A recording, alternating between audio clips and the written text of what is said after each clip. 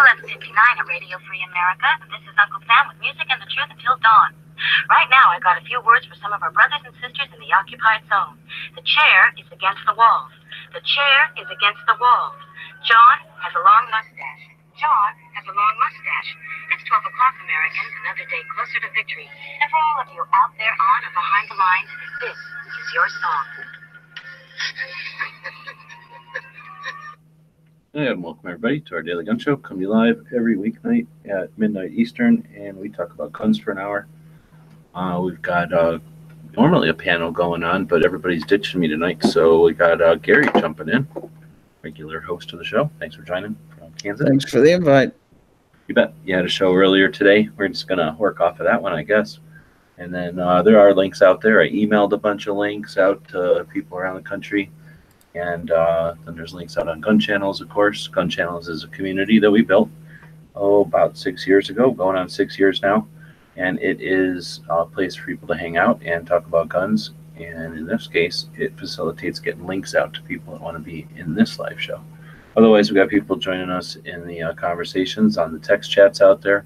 And that is what the show is all about, an experiment in the new media. So here we go. So it is Friday. It's Free Patch Friday. I forget to talk about that. But we've just been doing some show prep, putting some shows up on the calendar for the next couple weeks, well into March actually, and made a point of posting stuff about Free Patch Friday up there. So every Friday over at our store, gearwebsites.com, we have the deal where we put free patches in the envelopes. So we're able to do that because we overcharge for everything. Everything that we sell over there costs a lot, and that's because it keeps our projects online. It helps pay the server bills and the gas and all the little things that make it possible for us to spend so much time on all this stuff.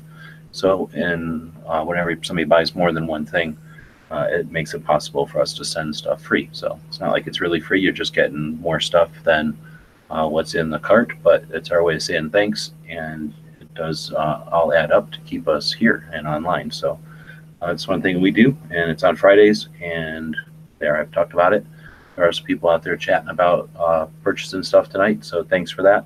Been playing around with plastics, so there'll probably be some free plastic material in with your purchases tonight, and thanks again. So Gary said well, we were talking off here. You said you had a couple of 3 topics on your show tonight? Yes, we did.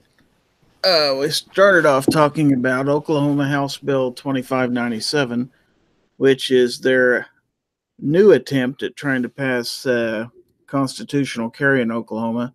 They actually passed it last year, but the governor refused to sign it.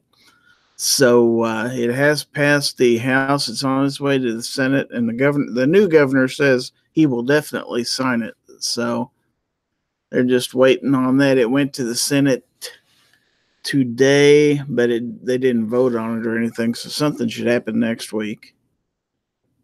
Okay, so that was going to be my question. So it is a new governor. It is a new governor, yes. And we discussed that. We discussed everybody's first carry gun. What was your first carry gun? Do you still own it? Do you still carry it? Would you buy it again? Just kind of a different take on that question.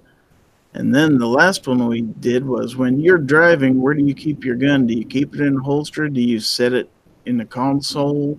Do you carry a second gun? So we got various answers on that one. So any predominant answers on either one of them questions? Well, on the carry gun, it was really varied. I mean, there's everything from SD9 VEs to a 1911, all the way down to a Taurus TCP, and pretty much everybody but 1 or 2 people still had their first gun and still carry it occasionally. There were a few who said, no, I got rid of it. It just wasn't a good gun. But by and large, people made a decent decision when they bought their first gun. But, you know, sometimes you go into a gun shop and people talk you into something you really should have never bought in the first place. So it's kind of where we were going with that. Now, as far as the gun thing, most people keep their gun in their pocket or in their holster as they're driving. They don't get it out. They may carry a second gun that they could get to, but pretty much universally, those who can carry, now some states don't allow carrying a vehicle, and obviously those people don't, but by and large, yeah, they keep it where it belongs. Yeah, there's states that are the opposite too, that say even without a concealed carry, your car is your property, so you can carry in your car. And then if you need a concealed carry, it's to carry outside your car. So there's both ways of the state's interpretation of driving around with a gun. But I'm not after being in more than one accident, I don't like the idea of being separated from the gun. So if the thing that causes the accident is a dangerous thing, then I don't want the gun to be way over there. I've seen too many movies where the gun's just out of reach. Yeah, that got brought up. I think it was Snob saying, I've seen more than one accident where, a guy had the gun like wedged in a console or something, and it was nowhere near him afterwards. So, yeah, that's true. That could easily happen.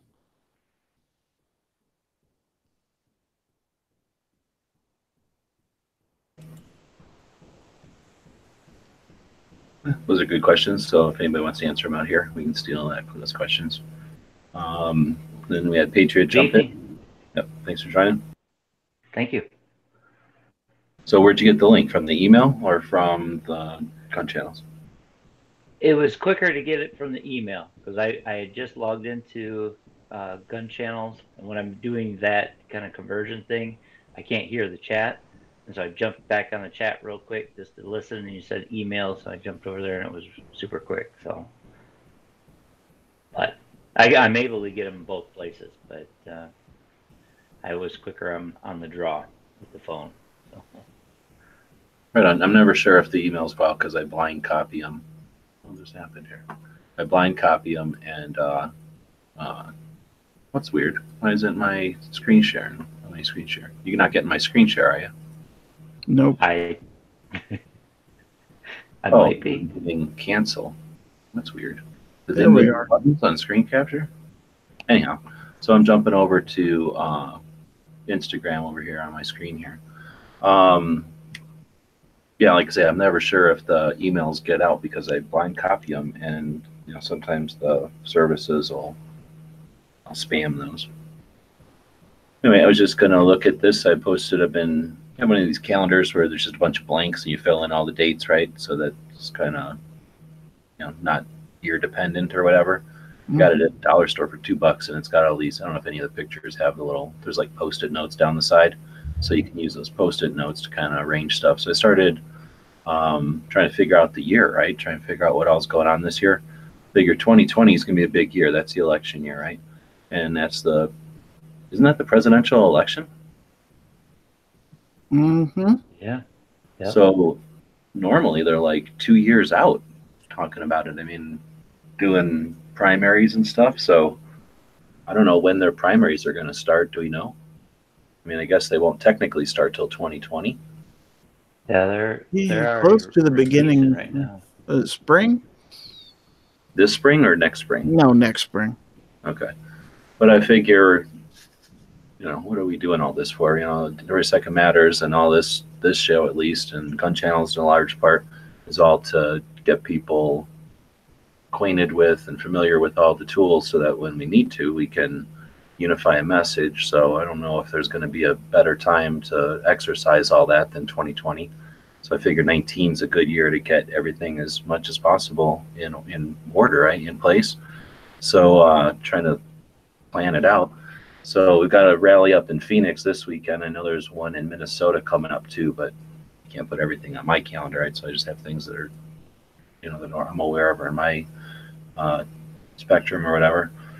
Next month, it looks like we got the Big Sandy shoot in Illinois. They've got the iGold. Dan was talking about that earlier today. They have a bunch of buses going to the iGold rally.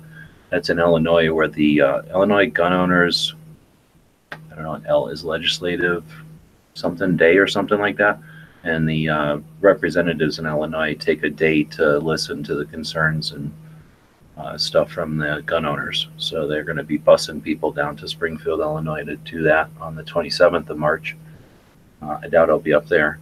Then in Florida, they have the big three that weekend. I don't know how many people from gun channels are going to be ending up going to that, but it's like a media thing, sort of like the media day at the range during SHOT Show, but in Florida. Then we got the Tulsa show coming up in April. Knob Creek is the weekend after that, and then later on that month is the NRA show in Indiana. That's all in April. Then we got May, I guess, is the Blade show. I don't know if anybody really puts Blade show on their radar. That's in Atlanta each year. It's basically a gun show that's all the knife makers and custom knife makers and stuff, and the designers. Let's see, this would be, what month is this? This is April. So this is May. At the end of May, that's the weekend after Father's Day. Is that May? Then you got the Fast Shoot, which is the full auto and something. Father's Day is in June, I believe. So this might be June then.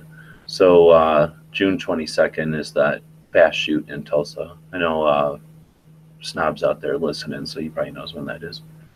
But it's the weekend after Father's Day, if I remember right. Yeah, so it probably was June. Then July, all there is TriggerCon up in Washington State. I don't know. Is there nothing? Whoa, what happened? Is there really nothing going on in July anywhere? And really June. Then we got Red Dawn Day coming up in August. Then there's a bullpup shoot in September. The Gun Rights Policy Conference will be here in Phoenix this year. I'm not sure the exact date, but I suspect it's usually the last full weekend in September, I guess. And then National Association of Sporting Goods Wholesalers is coming up in, what is this, October, as well as Big Sandy. And then we got the Tulsa show again in November. And at the end of November is the SARS show in Phoenix. So I'm thinking, I'm hoping a bunch of people will show up in Phoenix for the Gun Rights Policy Conference at the end of September. That might be make Tulsa a bit smaller, except for the people that can just drive to Tulsa. Let's see. I think I also missed. I missed a couple of things on here. There's a bunch of stuff in the calendars, but this is the stuff that I'm potentially thinking about traveling to, and then others are traveling to. So I figured that might give us something to chat about. Looks like Pink jumped in. You going to any of these things, Pink? Definitely going to NRA.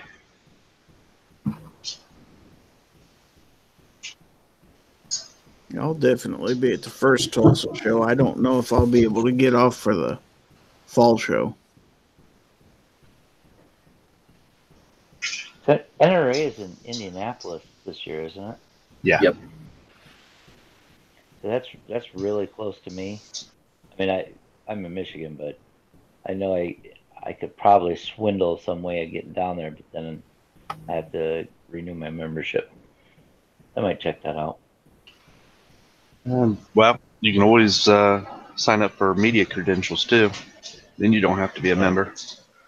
Okay. Is it now? I know a little bit about that. That's kind of not really the shop industry side of it. It's more of the customer side, right? Right. You can actually buy stuff from the NRA show. Oh, okay. Right. Well, some stuff. I mean, they sell things in the booth, but it's not like you can buy guns, and they're not going to have like Right. dozens and dozens of items. Sometimes they will, but like little stuff they'll have for sale, I guess. But like if a backpack company is there, they're not going to have like dozens of every backpack. Yeah. For sale, at least. It's not like they're mostly there to show you all their product lines. Nice.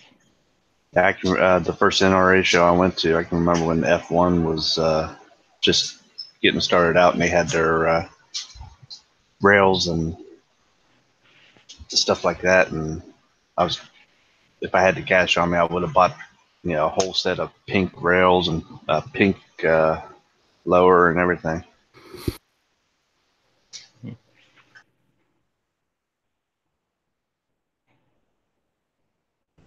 Anybody else plan on going to any of these other things? Looks like Ozzy's planning on going to iGold. and Indy. I know my local VFW and some of the local places have small stuff. It's nothing large or that's promoted all over the place, but I'll definitely be swinging by those. I mean, that's just normal though.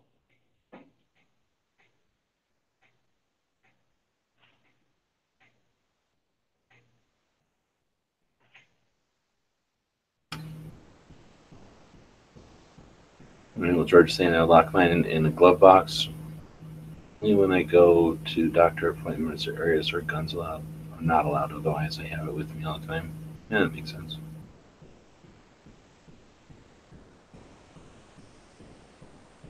I missed that question you were asking with Gary. Where do you put them in the car? Oh, okay. Yeah, I know in Michigan, if you don't have a concealed carry, you can't drive around with it like with the open carry. They consider sitting inside the car concealed, so you have to have a license. So if you're open carrying and you get a ride, you have to lock it up. So basically, if there's a firearm in the car, you have to have a concealed carry. If the guy that has a concealed carry gets out of the car and leaves somebody that doesn't have a license, then that's also a violation. So that's actually why my mom picked up her CPL, is because like my stepfather leaving, getting out of the car or whatever, that would put her in violation. So that was her initial reason.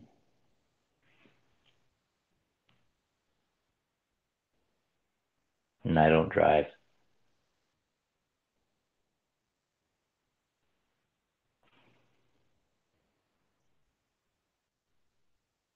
I think I just slipped over to my promotions tab over here. I don't look over here that often. A whole bunch of sales and stuff going on, I guess.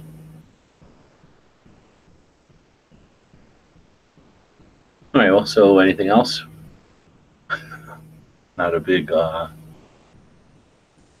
format tonight. Let's see. Gary had a gun shop we could chat about. Maybe he can tell us about.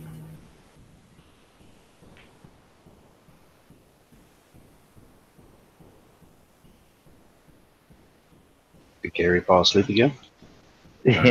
Sorry, I had my microphone muted in front of me here. Sorry about that. I've been talking. It's called Tactical Advantage Guns and Gear, and it is in Overland Park, Kansas, which is a suburb of Kansas City. It opened up like last October, November, and they sought me out on Twitter because they're trying to get some publicity for their social media and stuff like that. But it is a really nice shop and just happens to be literally blocks from my sister's house. Although I haven't been there, I do plan on going in the next couple weeks. I'm going to go ahead and post a link there in the chat to it. But they've got a really nice website, and it's, from where I know where they're located, it's a pretty big building that they're in. So I haven't personally been there, but I have talked to, I've chatted with the people who are their social media directors and stuff on Twitter, and they're kind of excited to get the word out. So I'm going to hit them up to see if I can maybe do a video review while I'm up there. And I should be up there, and I think it's 3 weekends from today, maybe 2. And I'm going to allow some time to stop by there and see what they got, and hopefully either take some pictures or shoot some video. But it's the first time I've ever had somebody come to me and ask for, help publicizing their site. So it's like, okay, Yeah, I will. They obviously looked around and seen people in Kansas, I guess. I think so, yeah. So it's all about having. I noticed when I was following them, they already had, I can't remember, seems like maybe Ghost was following them also. So they've hit 2 or 3 gun channels people up. They must know that we're pretty good about spreading the word about new gun stores. So that's what we do. So what gun is this?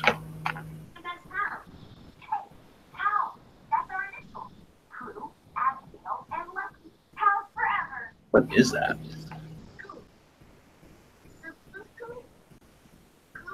Any ideas? Nope. I think it's coming from MW Tactical.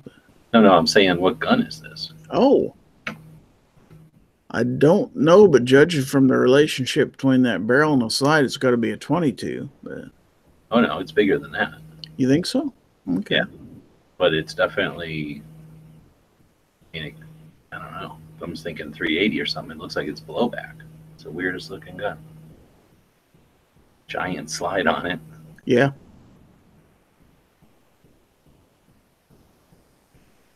Interesting. All right, well. Do they make like special guns for like simunition or something like that? No. Yeah, I'm not familiar with anything like that, at least. But it doesn't have any markings on it. That's kind of odd. And it's like, I don't know, maybe it is some kind of training thing.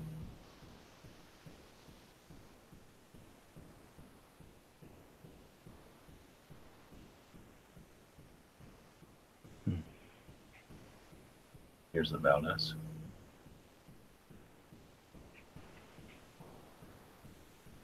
You said you looked at some of these videos? I haven't yet, no.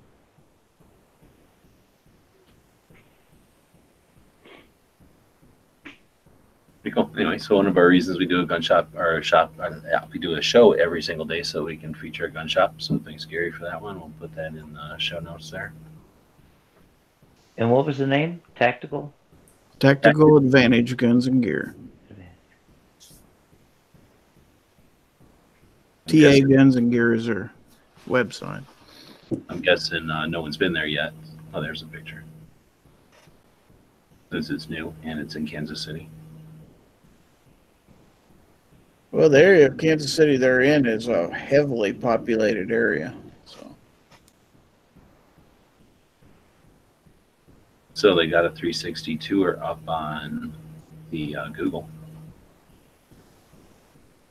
Yeah, it's decent size. It goes back quite a ways. Wonder if they got a range here? I don't know. That would be nice.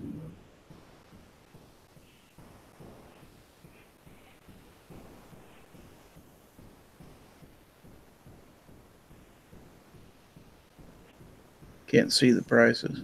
Yeah. No, but it's interesting that you can at least see the guns and stuff.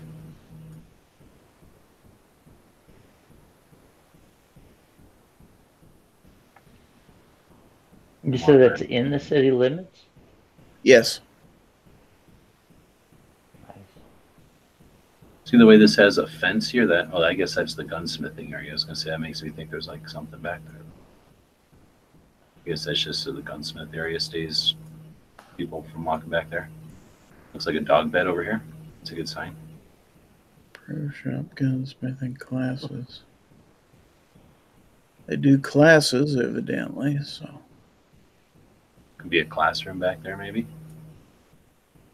Yeah, looks like they do. A concealed license class there, handgun fundamentals, edged weapon defense course. That's interesting.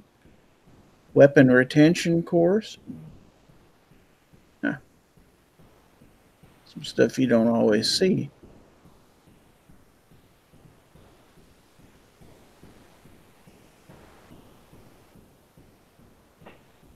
They have a lot of 360 videos of this thing.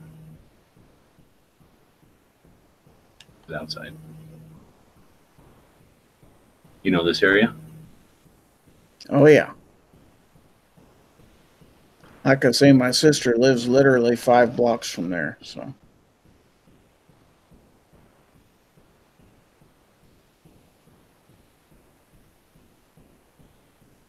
Oh, and here's the Google ball looking at it. Right on. In a strip mall. Oh, wait, I shouldn't have closed that. Oops.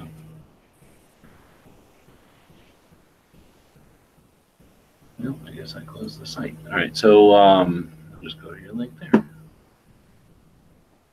Like I say, I'll throw that into the description here, but we were chatting about, I don't know, well, I guess we started out with Gary's topics from his show.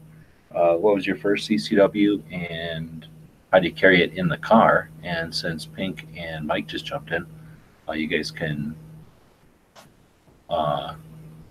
answer that one if you want. You mean the picture of that gun? Yeah.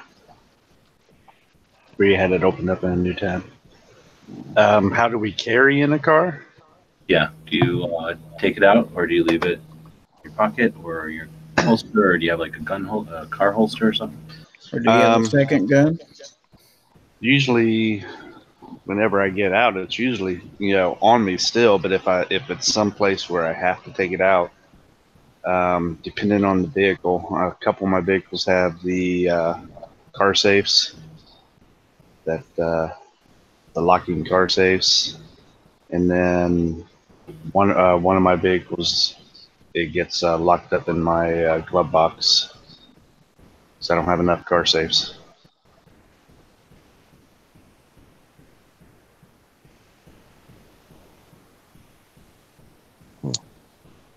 Yeah, I just keep it on my holster. Yeah. So when I'm driving, what I do is, can you hear me? Yeah. Yep.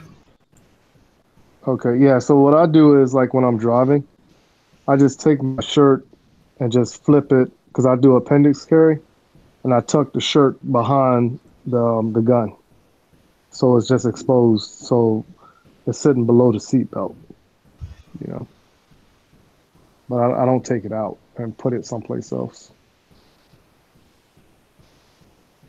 And that's just like you don't have to go digging for it, whatever, if you need it. Say again? That's just you don't have to go digging for it if you need it. Correct, because it's already right there.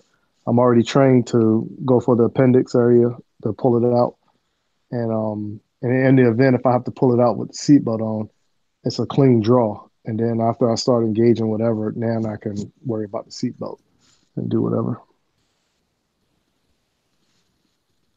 Yeah, that was my question. If you carried appendix in the car. Yes. Okay. I thought you were talking about if you have to go in somewhere where you can't take it. Mm-hmm. Usually it's just always in my holster. Mm-hmm. And what was the other question? Your first CC or your first carry pistol? Yeah. My first carry pistol was well, the first one that I bought was M&P 40. That was my first one I bought. Do you still have it? Yeah, I still got it. I just don't carry it no more. I don't even pull it out the safe, but I still got it though. See, my first one was a 1911.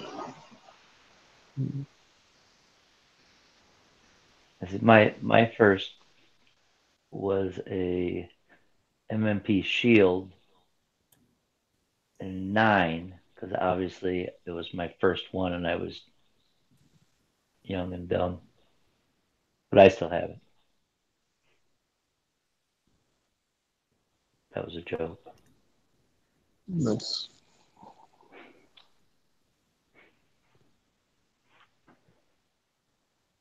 Of course, I had it a year before I knew it was M and P and not MMP. So, the joy of being a blind guy, right? You can't, No, I got you really got to remember to check the spelling of core. It's Kore instead of Core. So all those pictures I posted of the Core Essential belt, yeah, they didn't know what the hell I was talking about. They're like, what's this, a flea market knockoff belt that you're carrying? But, it was real. So I do thank Rupen RX for that, because he actually spelled it in his video. And so then I went and changed all my stuff. So. Nice. Yeah.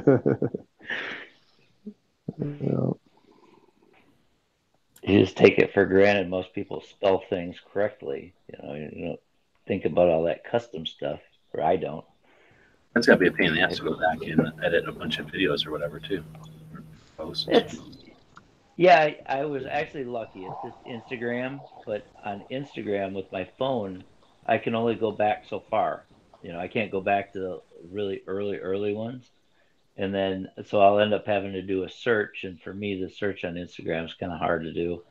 But I did find, the one picture, and then, I got my daughter. So I said, hey, pull up my EDC picture, and she'll go through and, oh, this is it. So it was only like 3 or 4 different places I had to change it, but it makes it better because then all at once you got 4 pictures that actually has the company's name and tagged to them, so it just kind of jumps at them all at once. So maybe that's a good thing. Hmm. Rupan saying you're welcome. Yeah, thanks. All right, and then after we were talking about whatever Gary talked about at his show and stealing his topics, we were looking at the post I made earlier about the calendar. I guess I can post that up again. And looking at what's going on. I was asking Pink, I guess, what he's thinking. But Mike, are you thinking you got your year planned out yet? No, right now I'm only going like 2-3 months at a time. And it's all because of what took place with me as far as having my daughter. And I don't have those times locked down, so I can only plan out 2-3 months, from here on out.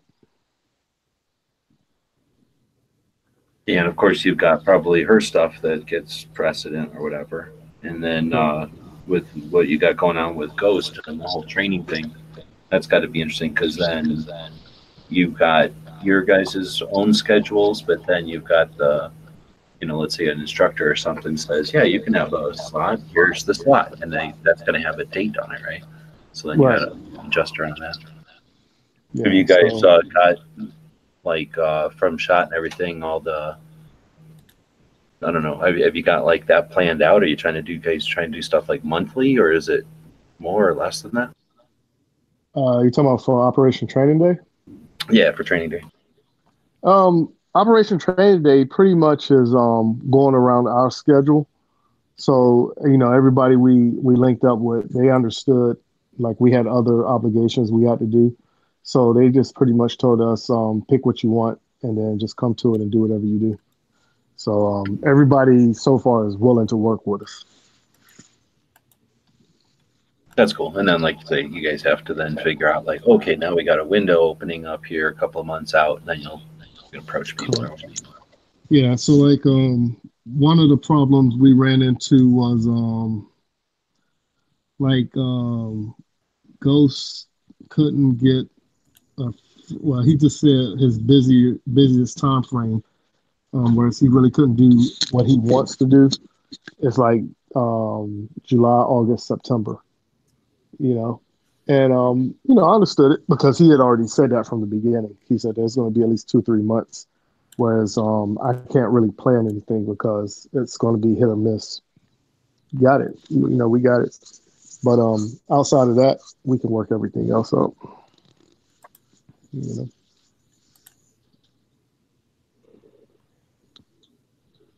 Looking through the schedule over here on Gun Channels, I didn't post it in here. I guess I told Ghost about it, but I found one accidentally the other day, an event that is like a training event down in New Orleans, I think. And it was already full this year, and I didn't put it on here because it's sort of I think it's not invite only. I probably should put it on here. Have you heard of the Big 3 event in Florida? Yes, I heard of it, but I didn't get an invite for it. Have you ever thought about going to that one? Are you close enough? Florida's only like maybe like 8 or 9 hours from me. And it's a drive, but yeah, it's a drive. At least you don't have to make a big plan with airlines. Correct. Yeah, but I want to say that's the time frame of like spring break, and what I'm planning on doing is dividing up spring break and because I got a shooting competition that same weekend, the South Carolina State championship. Oh, that's another thing. You got to put your competitions into your in your calendar too. Again, you don't get to change Correct. those happen. Exactly. So, and in order for me to reach the goal that I want to do, I have to pretty much shoot um, 3 weekends out of the month, or at least do 3 matches out of the month. Now, is that like you need that many matches to be at that level, or just because you're going to need that equivalent of that much practice? No, I need that to accumulate my ratings. So, if you understand USPSA, every match you go to is going to have at least one classifier in it, and the classifier is where you get your ratings.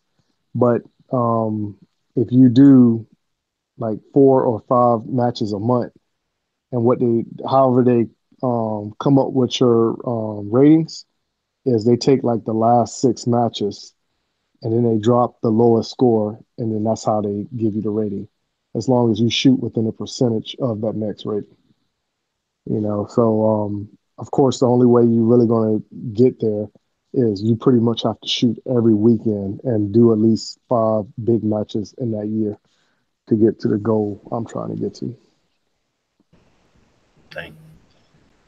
Mm-hmm. All right, looking back on the calendar, then I see the USCCA thing coming up in May. Anybody got that on their calendar? Looks like it's in Pittsburgh. When is that? May what?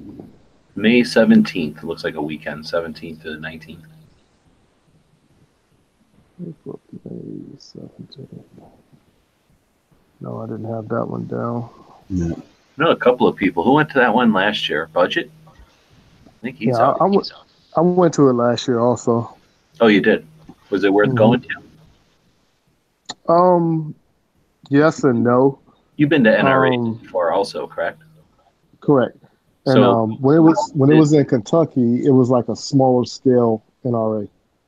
so Um, how much smaller? I mean, you've been to all three now. So you've been to shot, you've been to the NRA's about what, half a shot, something like that, yeah, maybe less than yeah. that even. But how big is So carry to NRA? um, the whole thing about the USCCA show, it wasn't even half of what the NRA. It was. I would say it was probably 1/3 of Oh, NRA. okay, Yeah, definitely smaller but than. and yeah, so I think it was more the location, and because you got to remember, at the same time frame, Knobs Creek was going on as well. So and I think that kind of took precedence of took away from USCCA Yeah, it looks because like they moved it this year. So maybe that was bugging them, yeah. hurting them. Was that the first year? Oh no, No. Oh, They change okay. locations. They do the same thing NRA do. They just pick different cities. this will be their Okay, I fifth was. year for the USCCA. They started in 14, I guess.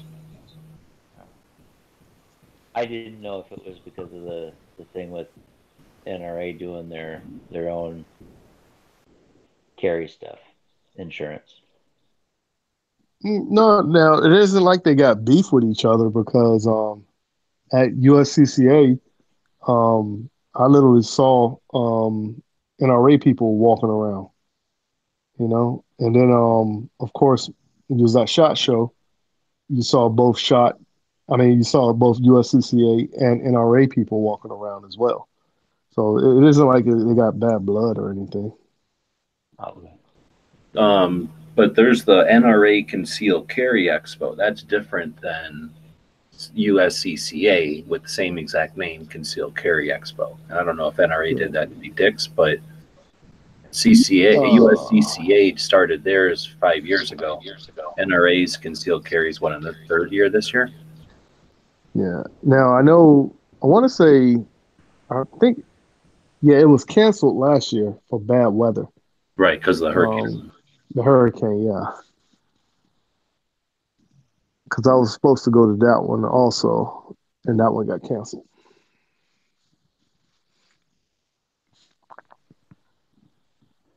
Okay, that's probably what I was thinking about. Yeah, I mean, like, trust me. everything runs together for me. And I got to remember and whatever, like a specific event that took place, like something we did at dinner or something to say, okay, we was at dinner at this place. And you'd be like, oh, yeah, that was SHOT Show. Okay, cool. That's what we was at. Yeah. Because it all runs together for me. So it looks like the NRA's thing is called Carry Guard, and Carry Guard Expo, and that'll be in September in Fort Worth, Texas, so Dallas, Texas. September 6th through 8th. So they're going back to the same location. I never thought they double tap a city like that year after year. Well, no, this is the Carry Guard Expo, so that they ditched it last year. They were supposed to be in North Carolina or something, I thought, last year. Yeah, last year was supposed to be in North Carolina, but now they're going back to Dallas. Well, Fort Worth, so a small venue. But yeah, Dallas. I mean, Dallas, Fort Worth, the same city to me, but it's technically two cities. You said what was the date for that one? That one says it is September 6th through 8th. And I think that one just got a date because whenever I was doing the calendar, it wasn't on the calendar yet. Like it just said to be announced. So they must have just come up with that date. Yeah, I got to add it to the calendar still. So that'll be a long weekend, a 3-day weekend. But at least Dallas is an easy airplane destination. That's one of those hubs for one of the big airlines, right? So it should be fairly cheap to fly into Fort Worth, I would think. Yeah, I would think. Yeah, I think that's a cheaper one to fly into.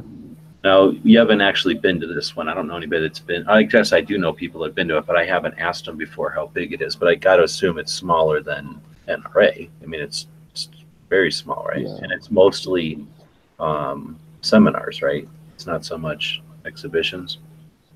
I never been to it before because, like I said, last year would have been the first time I've been to one. But I think that's what it is. It's more like podium speaking with slight demonstrations, like small demonstrations, but nothing spectacular. You know what I'm saying? At least that's what I picked up from what I read, Let's see, it says the inaugural attendance in 17, so this will be its third year, was 14,000 people. So SHOT Show is 60,000. Do we know how big the NRA show is? I think it's usually around, 45, 50,000? Oh, really?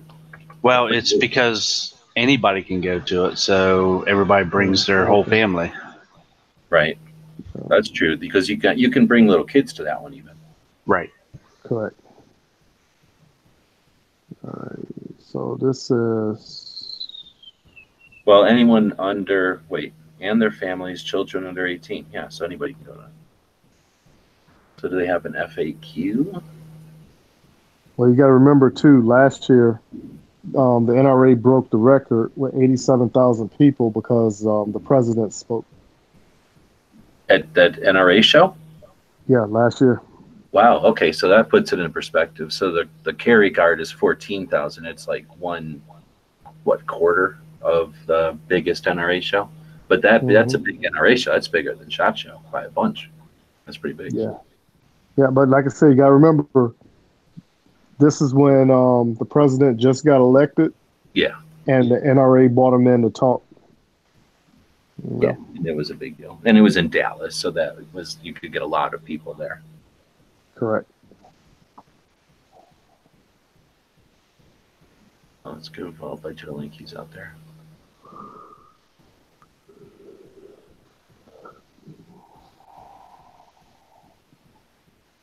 Let's see. So that was, and then we got the big three. Like I said, that one's not. If you ever want to go to that one, let me know. I'll see what I can do. I think I know a couple of people that go to that one. We got Wanamakers coming up in April. Girl and a Gun National Conference is in April. Knob Creek in April. It's right after Wanamaker. I'd like to go to this thing at some point. It's a giant gun show that's just cartridges and ordnance. I've heard about it, but I've never been to it. Then we got NRA in April. We just talked about that. Some other ones coming up. We've got 2 creator summits coming up almost back to back. The one in Pennsylvania, right? Or is it Ohio? And then Kevin's in St. Louis. Then you got that Blade show down in Atlanta. Yep. Have you ever been to that one? No. I know DB's talked about it though. Who? Yeah, DB went to it. Because he fucking lives right there, though. Yeah. So, budget just jumped in. You going to anything this year? You got anything on your agenda? Yeah, I'm going to hit the, let me make sure I'm not muted. Going to hit the NRA show and the USCCA Expo again. And you're in Ohio? Yeah. Okay, so that's kind of right there for you. Yeah, I'm like an hour and a half away from Pittsburgh, so the USCCA is going to be easy.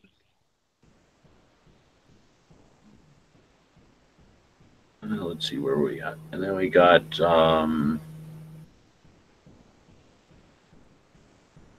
what is this one? OWWA, Outdoor Writers Association of America. That one is in Arkansas. I wonder if Ghost will go to that one. All right, well, so that's a bunch of stuff in the schedule over on Gun Channels, and then it gets out past June, and I gotta start jumping through pages and stuff. But see if anybody's saying anything out there. I don't know. Since budget just jumped in, we started out the chat with Gary's topics from Foul Territory. So first CCW gun, and what do you do with your gun when you're in a car? Like, do you change your gun or your holster or something? My first CCW gun? Ooh, that would have been my Glock 19. And when I'm in a car, I just keep it on body most generally, either in a pocket, depending on what I'm carrying, or in my strong side OWB holster. And if I have to leave it in the car, usually I'll lock it in the glove box. Doggone it. There we go. Sorry, I had to mute this up.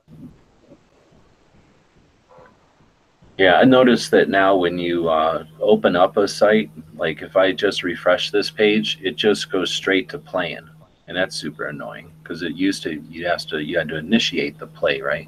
Yeah, So, yeah, and you used to be able to mute it before it started playing, but it's not doing that anymore. and I can't even open, like if I open my own chat and then start the show, I have to jump in here and mute it because it's annoying. And of course, they took out our little thing over here that tells us how many people are watching. So that's annoying. Nice. We don't know how many people we have watching anymore. So anyway, people out here have been talking about, Gunpowder Beauty was talking about going to that USCCA one. And Is POMA on your calendar? me? Yeah. I know I have it in here, but for me personally, no, because it costs money. Right. Money. Right. $50. You going? No, I mean they've sent me I don't know how many emails to go Like to that. it. Hey, it's $20 off. All I gotta do is register today. It's $20 off. Like, hey, $270. You guys gotten invites to this? It's probably No, I haven't. So it's Professional Outdoor Media Association. I've asked people that are members what they think of it, and if you're a writer or a content creator, it's probably a benefit because it's sort of like a LinkedIn for outdoor media. So if you are, can create content for somebody, like how Gary got connected by someone reaching out to him, this would be like a facilitator of that kind of stuff. Like a new gun shop could say, hey, we need help. And then they could say, oh, here's our membership in your area or in your area of interest. At least that's what I understand. But it's like $250 or something to be a member. But it's, again, it's linked in with, when you're in the industry, let's say somebody needs an article written about XYZ and that's your specialty. Well, boom, now you're that's a main line right into having a published article. So, some of these are authors to like, I shouldn't say periodicals, like magazines, actual books. So I don't know, for that kind of stuff, it seems interesting. And then they give you insight to, just industry stuff, same kind of stuff you'd get on LinkedIn, except that it removes all the extraneous, like non-outdoor related stuff. And it's been around longer than LinkedIn, I suspect. So I'm not sure. It seems like they're pretty, their website seems pretty fancy. So I'm guessing they're pretty savvy with online stuff. Why you ask, Pink? Are you going? No. I just want, because I keep getting emails from them constantly. So I was just curious if that was on the calendar.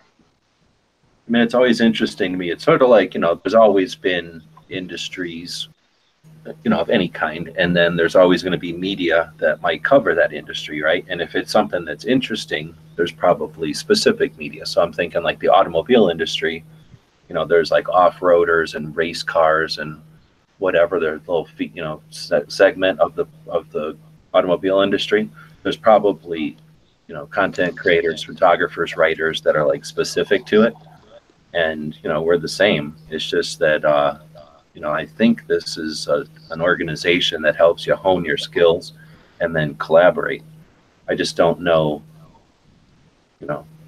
Everybody's on a different level and doing different things. So if they're going to teach you how to, like, for example, run this camera system that this guy's got here, I could care less because I don't have a camera system like that guy's got there, Right. But I don't know. Seems like it's something that's been going on for a long time. Maybe have somebody on. We could try to have somebody on and ask them what it's all about. They could actually give us some insight to what it is, so we don't have to be wondering. I guess here it says bandwidth fast.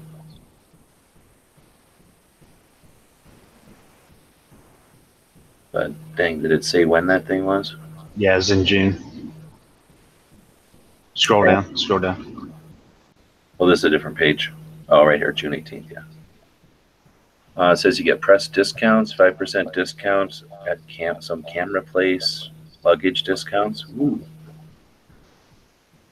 Some kind of, I don't know, press credentials. I guess that's something you got. Oh, at SHOT Show. And some of the hunting shows. You can go to Ducks Unlimited, Ducks, whatever that is.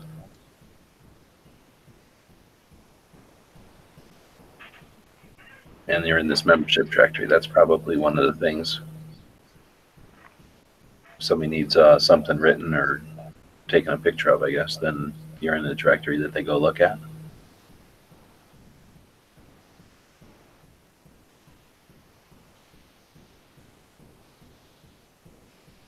Anyway, so yeah, professional outdoor media.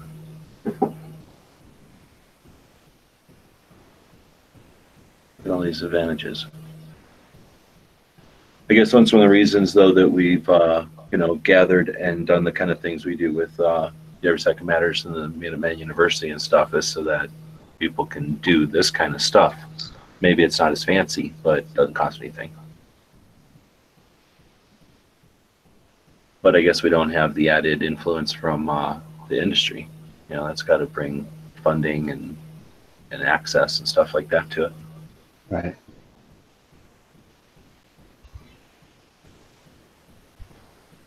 What Clover's out there? He's got a link. He's got multiple links out there. He's deliberately not jumping in, even though we're talking about all kinds of stuff. All right. Otherwise, they're just saying hello to each other over there. And people saying, are you keeping round counts? I'm a budget gun guy myself, basically poor. So that's a question. Do you keep any kind of a, what am I trying to say, like a register or like what's the word, diary for your guns? One of them, what's those books called that you have for your guns? You talking about the firearms record? A record book, thank you. So do you run record books for your guns? I'll just go left to right. Gizzard?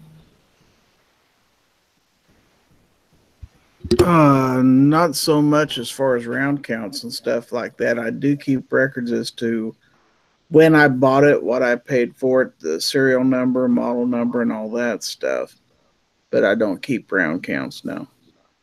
Right on. Well, if you're already doing that, it's something you could probably incorporate into it. Maybe once a year or something. Yeah. Mike. I'm the same way like Gizzard. I'm not really concerned about the round count because I actually look at the shots and everything when the barrel starts wearing down. But I don't keep track of rounds.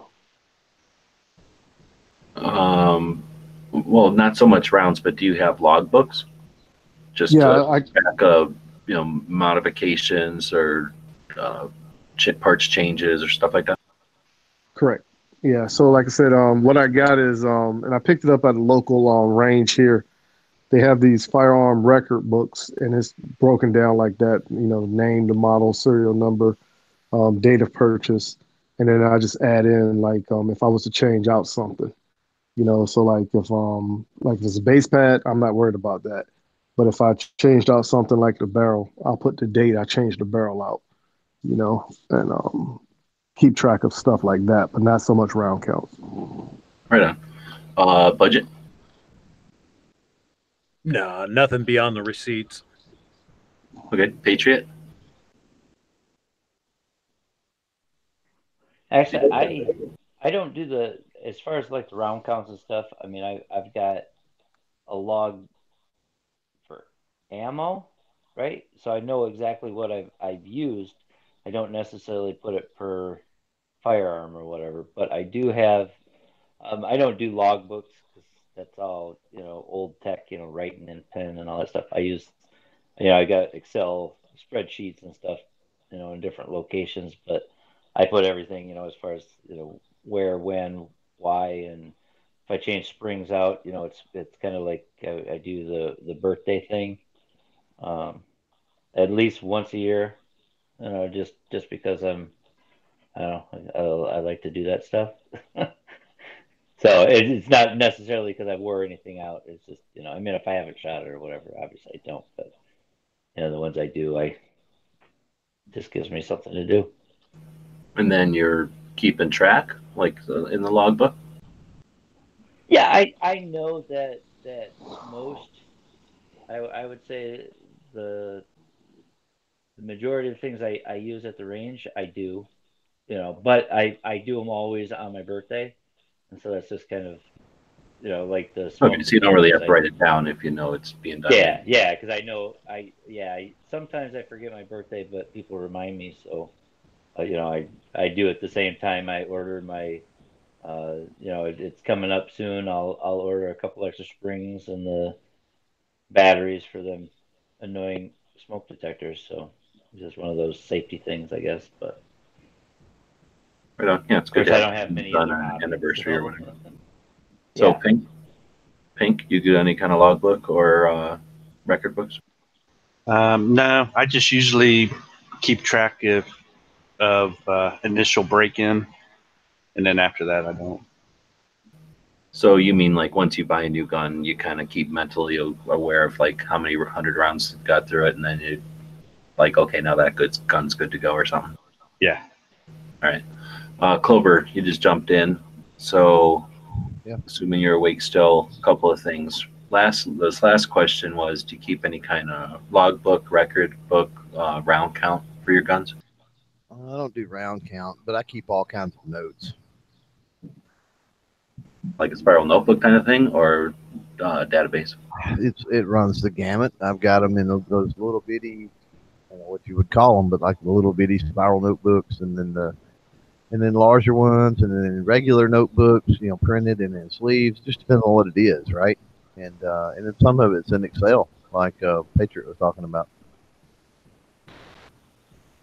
Well, and then that made me think of reloading. So that brings up a whole nother thing, obviously, as far as records and track of stuff, because you're going to keep track of your different loads and then the, batches and that kind of thing. I keep targets too for my load development and stuff. I'll print the targets out on 8.5 by 11, and I'll actually keep the targets. All right. Well, that was interesting. So thanks to Pete for bringing that one up. So I'm going to throw a couple of things out there. First off, anybody who's doing content creation, highly recommend you start doing round counts. So get a spiral notebook, or better yet, go find a nice software system or nice layout.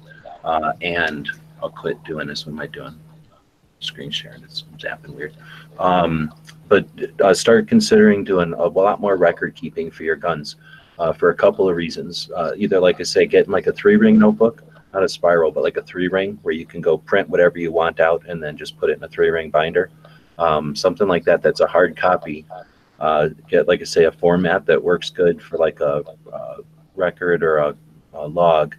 And I get this probably mostly from military guys who taught friends of mine. So you get into like military guys that are doing long range stuff or like bolt action stuff, right? Mike knows about this, I'm sure. But they'll have log books for their batches of ammo or their like their cases or whatever, like the lot numbers, I guess. And that concept or whatever came down, and a couple of guys started doing it. And what I found from just observation is that these guys were just so much more sharp on their ammo, like same as the guys that reload. They just know so much more about ammo and ballistics and stuff because they're in it.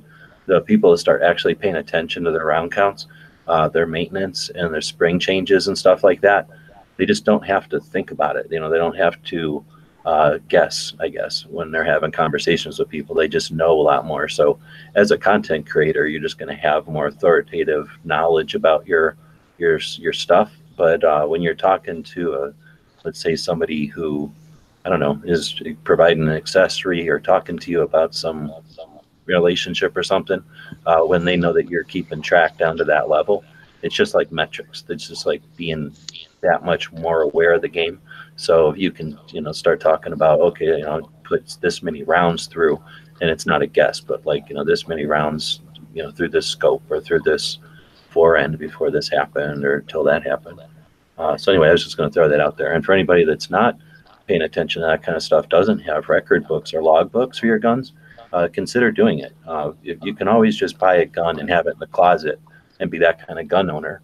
But then there's gun owners that get into reloading and they experience a whole different thing. There's people that get into collecting or researching old stuff. They take a lot more out of the hobby. So if you're looking for ways to make the hobby more interesting and just to perhaps get more out of it, consider getting a logbook, going through and inventorying all your guns. If you haven't already done it, figure out when you bought them and where, how much you paid for them. I like to do it as if somebody's reading it, like from, after you're gone. So you can let them know where to take it to be sold and how much it's worth and that kind of stuff. Yeah, I found once I had all that down, it's a lot more peace of mind. Just knowing that, if something happens, all my guns are going to where they need to go. There's certain guns that I just don't want them going to a gun shop. This gun goes to this person who will appreciate it, or this holster goes with this gun or something. Like it's 10 times more valuable if it has this holster with it. Things like that. Do you guys put any of that stuff into your logbooks or into your records? Nope. I've got a living will for all that. Like a video or something? Well, I mean, it's all written out, and it gets changed. It has to get changed and updated, obviously, every now and then. But it's it's a catch-all type thing where kids, grandkids, whatever. I mean, there's certain things that go to them, and then the rest of it is a catch-all. And it's got some dealers set out that they can go be sold or whatever. And then I mean, as I acquire something and one of the kids stake claim to it or something, I mean, you eventually got to change it. But there's always other things you have to change too. I mean, we don't just own firearms. So when you're talking about a will and stuff like that, you've got constant updates and stuff that need to be done, especially if you started out young, right? Well, I guess it depends on how fast you get into collecting or acquiring too, huh? Yeah, definitely. I mean, there for a while with me, I mean, it's entirely possible. I was getting, definitely in between 5 and 10 guns probably a month, and so, there after about a year of that, I mean, I definitely had to go in and do some massive updates. And that's something to say too. I didn't really think about that, where you said holsters with certain guns and that, there are certain mags that I have that are definitely important to that firearm. The serial number wise because they're the same, collector wise or whatever. And then you have some that you bought at shows or something that are the same, but they're not attached to that firearm or whatever. And I don't have that stuff listed out. That's a whole nother data table I gotta throw together. Cool. I never even thought of that. I just do it on a They're plain in the old safe. spreadsheet. I just do it on a Yeah, plain old spreadsheet, put it on a thumb drive, and then make copies on thumb drives, but I don't leave it on a computer anywhere. Oh no, that's what I mean. I've got all my stuff in different places, and I have a hard book printed out. But like in the safe, the pistols are together, and all the magazines are grouped together. Now I know which one is the original, but to somebody that my kid when she finds me dead or whatever, is she gonna know that this one is the original and the other two are okay, but they're half the value because they're they don't really mean much. So yeah, I'm gonna have to. Good. Give me some homework.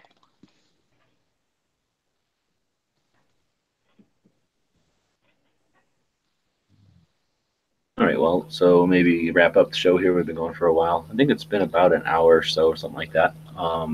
Jump over to the calendar since we've been talking about calendar stuff. And I don't think we've looked at the calendar in a while. But this whole week has been National Salute to Veteran Patients Week. And I guess that's to bring awareness to the veterans that are, basically still in a VA, I guess, hospital. Not everybody gets to go home, right? So I think they've been doing all kinds of stuff throughout the week at different places to bring awareness to that. It's also the Western Hunting and Conservation Expo. This is up in Salt Lake City. Has anyone ever heard of that before?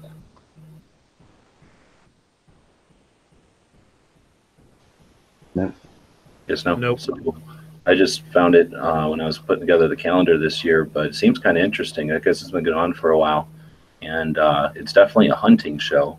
I suspect a bunch of the SHOT Show vendors and stuff are setting up there, but it sounds like from just doing the research and sticking it into the calendars and stuff that they have like a bunch of hunts, like specific like sheep hunts and stuff that are rare, hard to get, that are only available there. So by attending the show, you're in the running, like a lottery, for a bunch of different hunts. So it's kind of an interesting show. And I know the place that it's at, the venue in Salt Lake City, is really cool.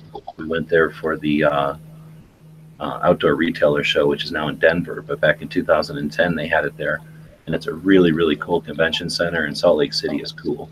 So that's happening right now. I don't know if Dead Horse is going to be able to get to that or not, but if anybody wants to put that on their calendar for a future year, I'd highly recommend it. I mean, if you're into hunting or whatever, I think that would be a cool show. Today's also the anniversary of Garand died, Canadian, who built the Garand, a bunch of other stuff. Kind of a neat guy. He died today in 1974. So I would have met him as a baby. Anybody else old? Nobody in here is old enough to have met him, huh? Would have been about 4. I would have been 2. There's a couple of people like that. I figure like parents, if they would have been on their ball, they could have like at least like got pictures of me like sitting on the lap of some of these people. Kind of like Santa. Yeah, exactly. Like here's me sitting on the lap of Grand. That'd have been awesome. Tomorrow is Saturday. It'll be the anniversary of the patent of the 1911. So Browning filed the patent in 1910, and it was granted in 1911 back on Valentine's Day. So this is 1911 week. Let's see what else. We didn't really talk about some of the other stuff this week, but Dick Casul was born this week. A cool guy, made a bunch of the smallest and the biggest revolvers out there, as well as the 454 Casul cartridge. Elmer Keith died this week, another ammo guy. Created the 357 and the 44 Magnum, 41 Magnum. So we talked about that stuff earlier. That'll be about it for the weekend, though, or maybe there's some more stuff. Let's find out. The silencer for the night. The silencer? On February 12th.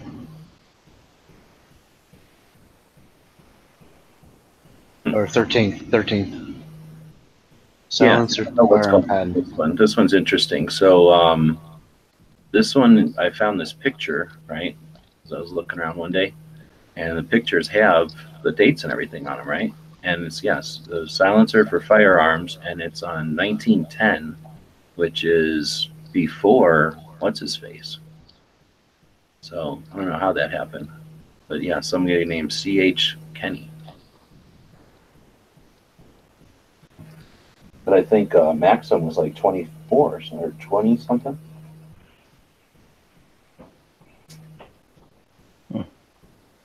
So I don't know what the deal is.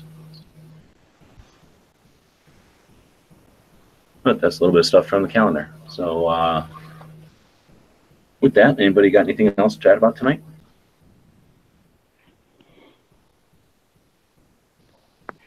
Not really.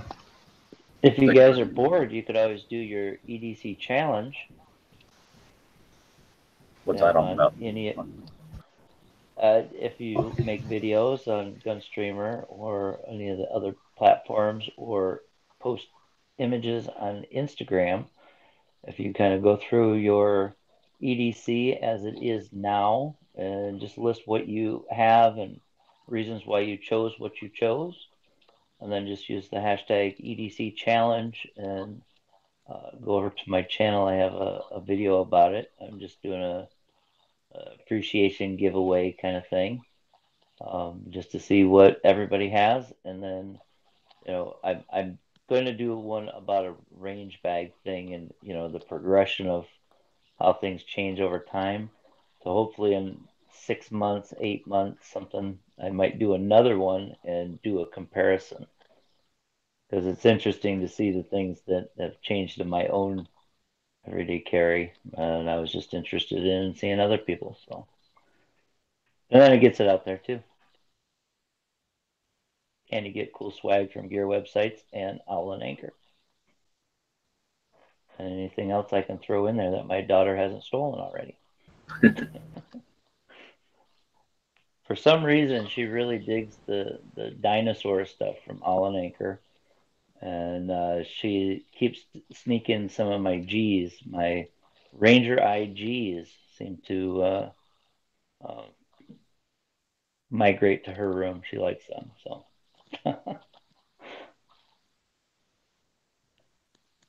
So thanks, Pink and G. I wonder where Dano's at. Marco said that he had that stuff sent to Dano. Get an update on that. Speaking of that, so Psycho was saying on the gun channel side, he was thinking of using a composition notebook per gun, but that seems obsessive. So like a spiral notebook, I'm thinking is what he's talking about, right? Per gun, yeah. So that he's saying he has enough room. So he'd hate to, run from one, have a couple of them in a spiral notebook and then run out of pages. So that's what I was saying, throw the 3-ring binder idea out there. That's where, you can add pages when you need to and put those little divider things in there to keep track of them all. And with the rifle guys, you can write your dope in there too. So that's kind of cool. Nothing I do anymore, but.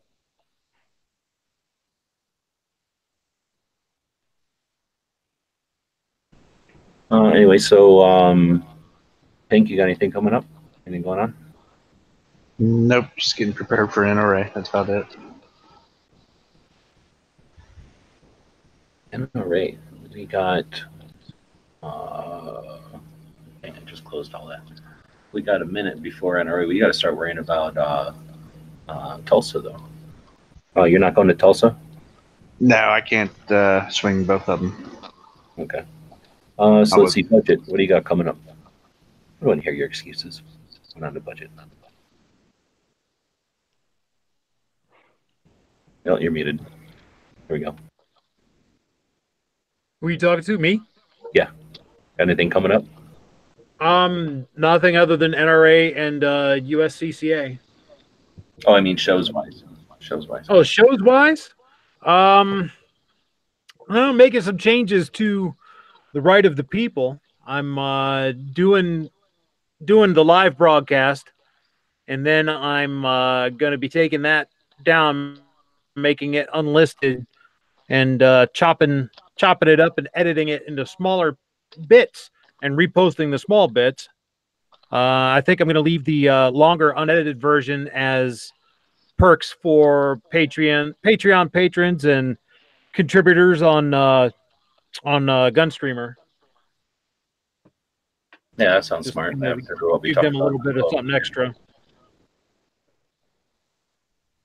Kind of stole that idea from Ghost as far as, you know, chopping up in the little bits, but I decided that you know, my patrons support me, so they deserve a little something.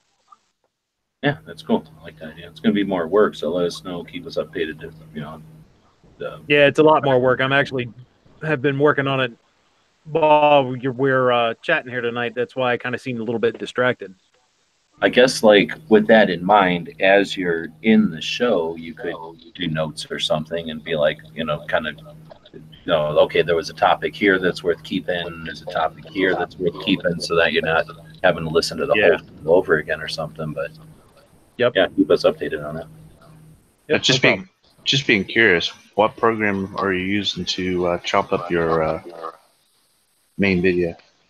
Well, I'm using one of the free downloaders to download my stuff. I'm trying to be circumspect here because I don't want to get G hit with a strike like Clover did for the same topic.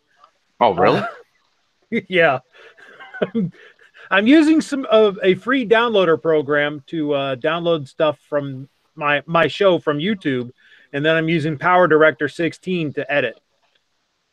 Okay.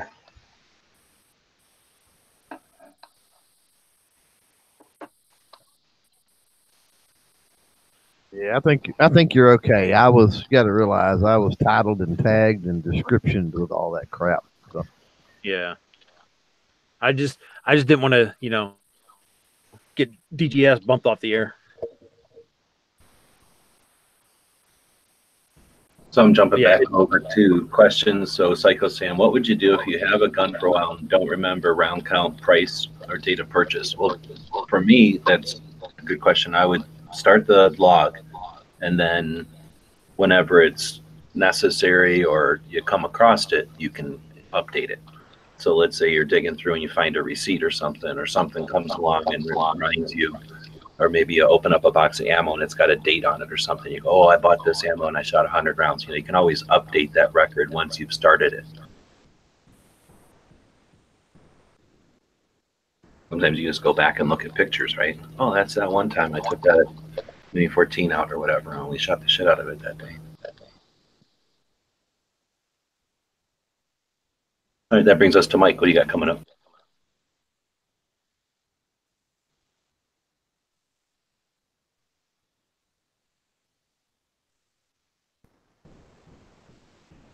You still there? Gary, what do you got coming up?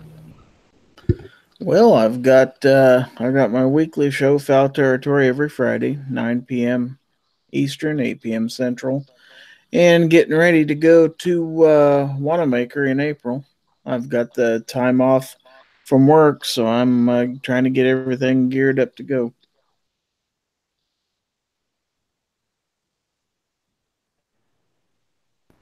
Right on. How long a drive is it for you? It's about 3.5 hours. That would be nice. I think it was, what, 17 or something? I'm looking back in my gear Instagram, but I don't remember where I put that picture. I know I had pictures of that one Mexican food we went to, or Mexican food restaurant we went to with Nut. And I might have the name of the place or a picture of the sign or something on that one. That was the racist Mexican food joint. They had white rice. That's racist. It was the weirdest. I don't know if it was some sort of weird fusion or like they were trying to prove something or be fancy. But then we went to one this last time. You know, I tried it once again because Snob was like, "Oh, this place is good" or something, and it was absolutely freaking horrible too. And it looked anyway more authentic, but yeah, no, it wasn't. So I'm done because this last trip we found Genghis Grill. So There you go. That's where I'll be headed.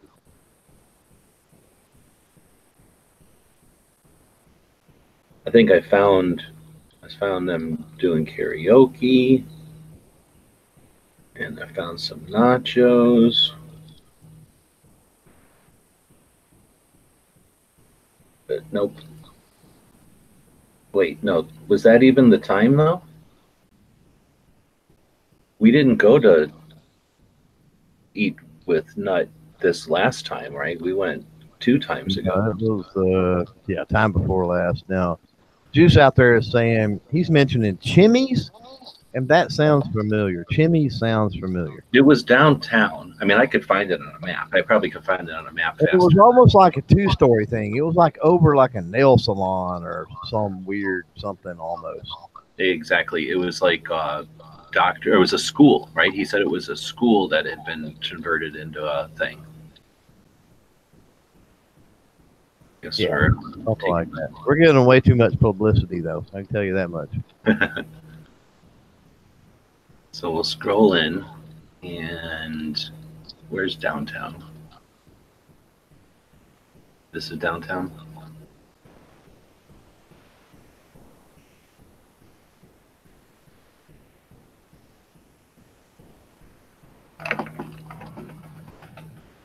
Don't get me to lie.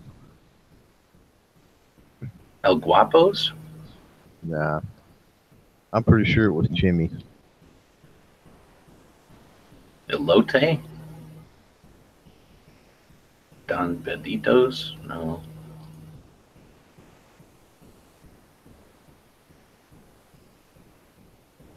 Oh, no. Chimmy's Mexican restaurant? Seems like it was. But I don't know. Right corner. It has a weird looking. Let's see if I can get the little guy to drop down here and see what happens. Uh-oh. This could be it. Doesn't look like it so far. No, I think this is it, because this is that weird parking lot. And it was... That's true. Yeah. Here for like an hour, right? Mm-hmm.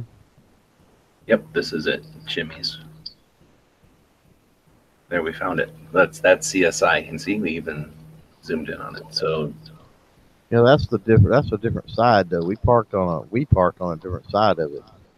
That's where you. This is where we stood outside bullshitting for like an hour. Yeah. Right in this little area. Yeah, I believe so. Yeah. Yeah. Yep. So, unknown user saying if we take midnight range with, he can get us 10% off our meals at Waffle House. So Juice knows that place, and he says, yeah, it sucks. So you're correct. Let's see what review gives it on. Go figure. I mean, that's what, Nut doesn't know what he's talking about. I got a 4. Yeah, but, Tulsa people don't know Mexican food. Come on. No, 4 isn't that good really either. I mean, they don't have a lot of 1s, but that's a lot of 4s. I was in the mood for a burger. Wrong place. Out of how many reviews? No, that's a good question. 60? No, 465. Wow, that's a lot. That's a lot of reviews. All right, well, so it was a little sidetracked. Mike, you back? Oh, we lost him. So, Clover, what do you got coming up? Not a lot. The podcast with Seismic Ammo dropped today, so look for that. Been slowly working on putting some things over on Full 30. So if you play around over there, I guess check that out. Been working on some equipment stuff lately, so I think I'm going to go back to iPhones. Been working on trying to secure an equipment sponsor, actually. I think I can pull that off. And, yeah, I think I'm going to go back to iPhone for video. I put an Instagram picture up earlier where with my little rig set up, I'm able to actually attach one of my Samsung phones, use it for audio, and then do video on the iPhone, because the low light capability is just so much better on the iPhone. And then what else? Oh, tomorrow, probably head to the local gun shop, hang out there a little while. So encourage everybody to maybe get out to their local gun shop this weekend. About it for me. Sounds good. It doesn't look like anything's happening over on the gun channels. Let's see, Tater's on there. Or somewhere else. I don't know if anybody will do anything live over there tonight, but perhaps they will. We've got a 2A rally coming up in Phoenix tomorrow, so hopefully we'll have a good show of support for that. And we'll see everybody back here on Monday.